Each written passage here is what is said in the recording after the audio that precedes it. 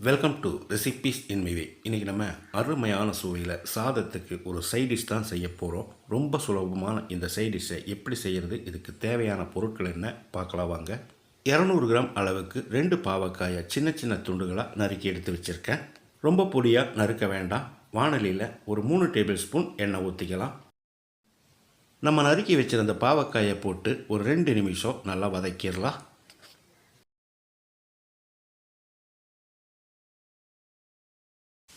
இந்த அளவுக்கு வதங்கினது போதும். இதை எடுத்து ஒரு பிளேட்டுக்கு மாற்றிடலாம்.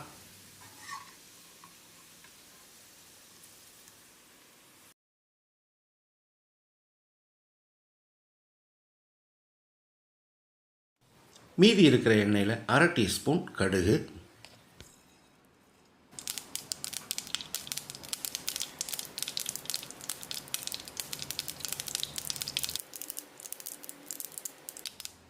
ஒரு டீஸ்பூன் சீரகம்,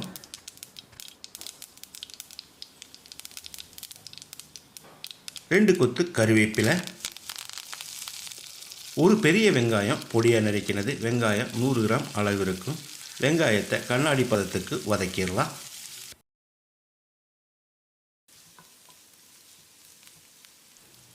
நாலு பல் பூண்டு, 1 இன்ச் அளவுக்கு ஒரு துண்டு இஞ்சியை இடித்து வச்சுருக்கேன். இதை போட்டு பச்சை வாசனை போகிற அளவுக்கு ஒரு 30-40 செகண்ட் ஃப்ரை பண்ணிக்கலாம்.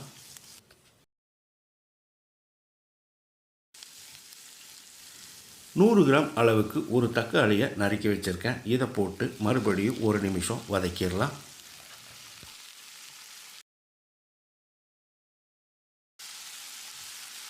தக்காளி இந்த அளவுக்கு வதங்கினது போது இதில் 2 டீஸ்பூன் மிளகாய்த்தூள், 1 டீஸ்பூன் மல்லித்தூள், ஒரு 10 செகண்ட் இதை பிரட்டி விட்டுடலாம்.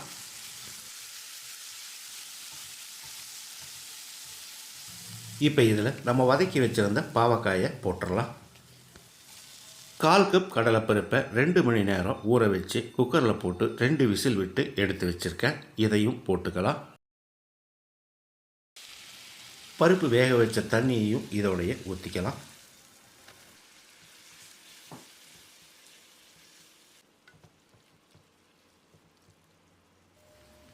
இப்போ இதுக்கு தேவையான அளவு உப்பு சேர்த்துக்கலாம். நான் 1/2 டீஸ்பூன் உப்பு சேர்க்கிறேன். பத்தலைனா மறுபடி கூட போட்டுக்கலாம். உப்பு சேர்த்து கலந்து விட்டு ஒரு 5 நிமிஷம் கொதிக்க விட்டுடலாம். மிக்ஸி ஜாரில் 1/2 கப் அளவு துருவின தேங்காய், 2 பச்சை மிளகாய், 1 டீஸ்பூன் சீரகம், 1/2 கப் அளவு தண்ணி ஊற்றி கொஞ்சம் கொரகொரப்பாக அரைச்சி எடுத்துக்கலாம். 5 நிமிஷம் கொதிச்சிருச்சு. இப்போ நம்ம இதில் அரைச்ச பேஸ்ட்டை ஊற்றிடலாம். மிக்ஸி ஜார் அரிசி 1/2 கப் தண்ணி சேர்த்து கலந்து விட்டுடலாம். இது லேட் ஆகும்போது கொஞ்சம் திக்காயிரும். அதனால் இன்னும் கூட கொஞ்சம் தண்ணி ஊற்றிக்கோங்க.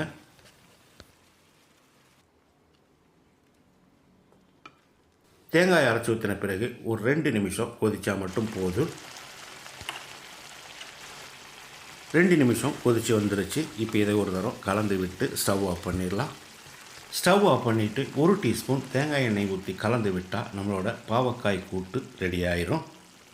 இது சாதத்தோட பிசைஞ்சு சாப்பிட்றதுக்கும் நல்லாயிருக்கும். கூட்டு மாதிரி சைடிஷாக சாப்பிட்றதுக்கும் நல்லாயிருக்கும். இதே மாதிரி இதே அளவுகளோடு நீங்களும் செய்து பாருங்கள். இந்த வீடியோ பிடிச்சிருந்தால் லைக் பண்ணுங்கள், கமெண்ட் பண்ணுங்கள், ஷேர் பண்ணுங்கள். சப்ஸ்கிரைப் பண்ணாதவங்க சப்ஸ்கிரைப் பண்ணுங்கள். மறக்காமல் பெல் பட்டனை கிளிக் பண்ணுங்கள்.